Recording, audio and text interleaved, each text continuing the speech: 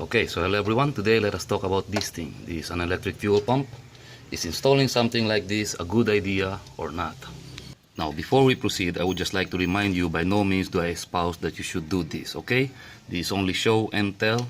So should you desire to emulate what you see here, do so at your own risk. Now, if you own a 4D56, something like this, with this type of pump, a VE pump, I'm sure you have all experienced your engine, that sometimes it feels like it's choking and it vibrates violently. 1, by reason of air in the fuel line. 2, by reason of dirty or clogged fuel filter. And 3, especially just after revving your engine or sudden acceleration, avoid a curse that renders an insufficient fuel delivery, and you would feel the engine as though it is starving for diesel.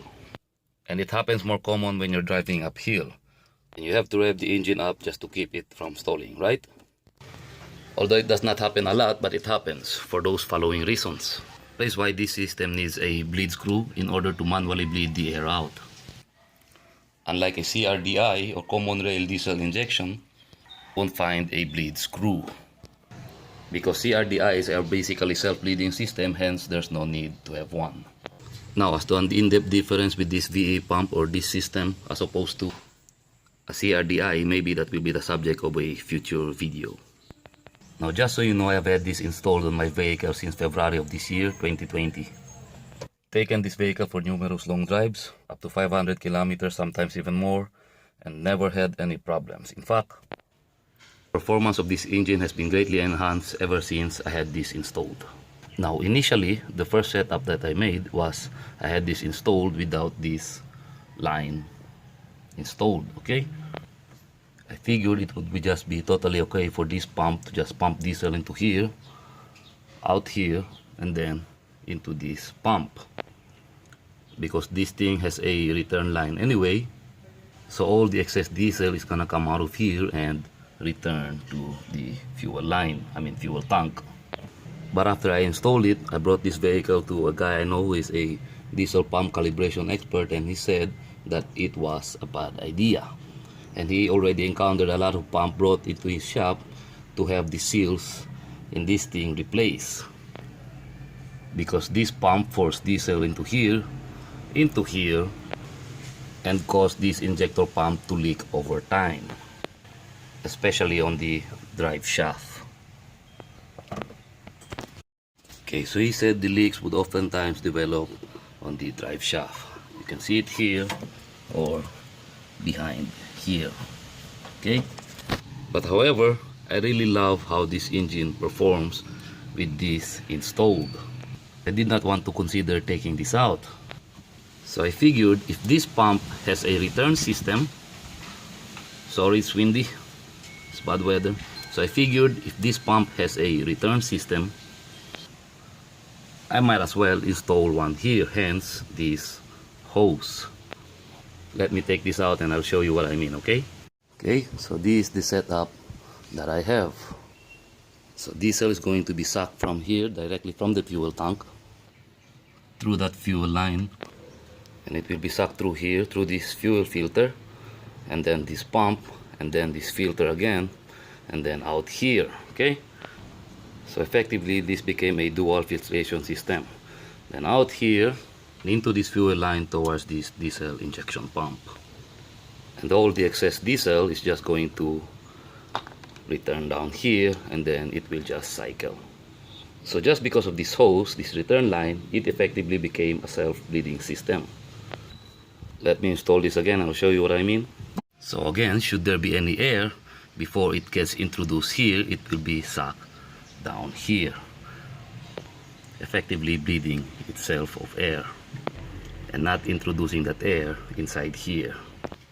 And by the way, if you're wondering how I wired this thing, I just tapped this thing on this wire that powers up the fuel solenoid. As soon as I turn the key to the on position, this fuel solenoid will turn on, as well as this pump.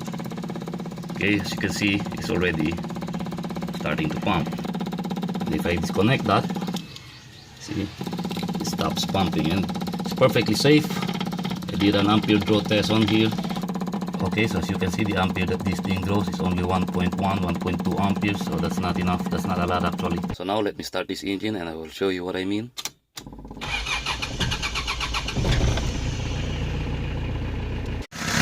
Okay, so I hope you can hear my voice.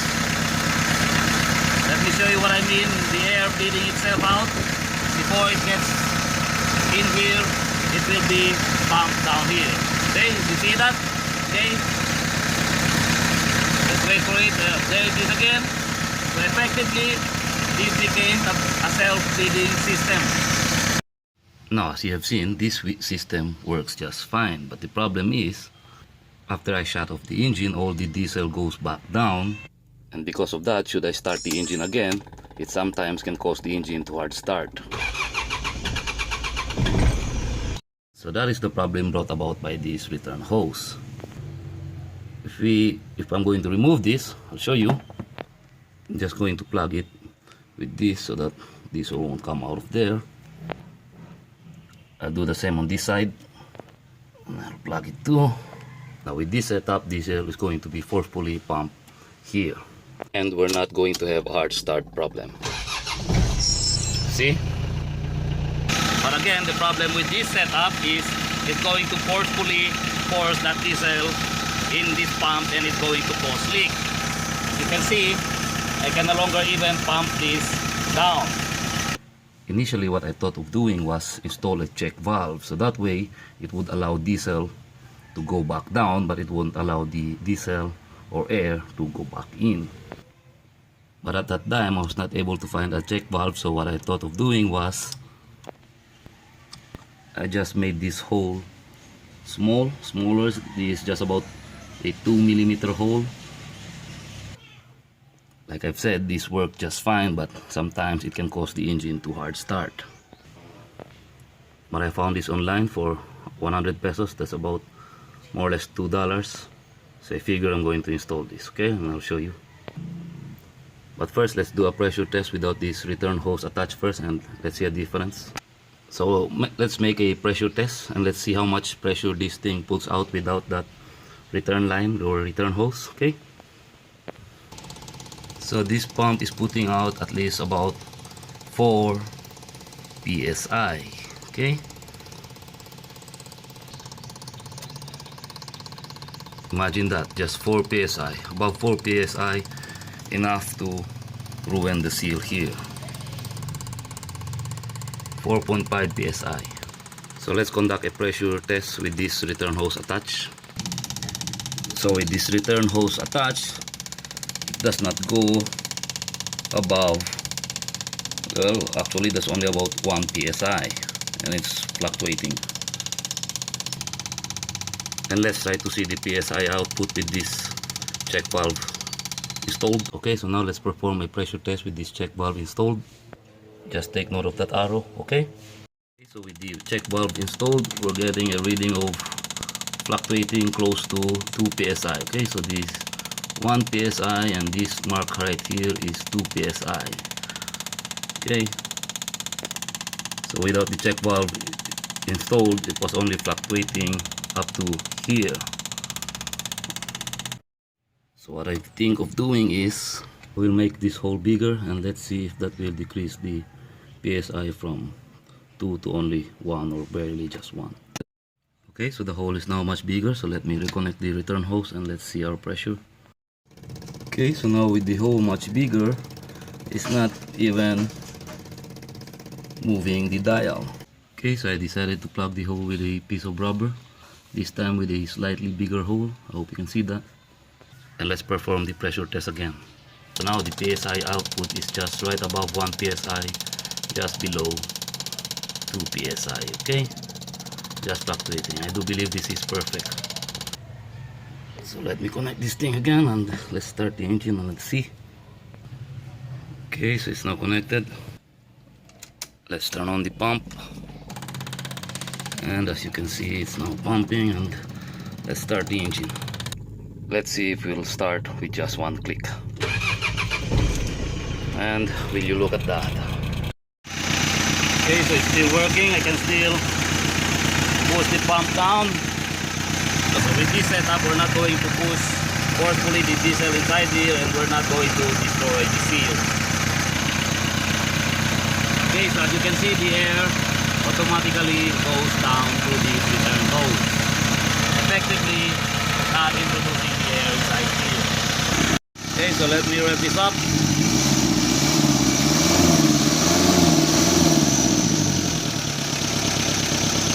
See, works just fine.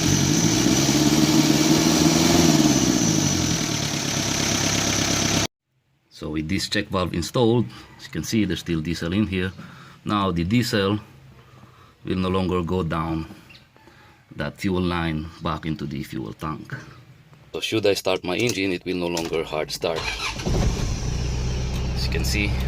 So anyway, I do believe that's it. That's all that I can show you. So with regard to the question whether installing something like this is a good idea or a bad idea, I would say that it is a bad idea if you have this installed in a manner that is going to push diesel directly into here. However, if you incorporate something like this, a return line or a return hose, I would say that it is perfectly okay.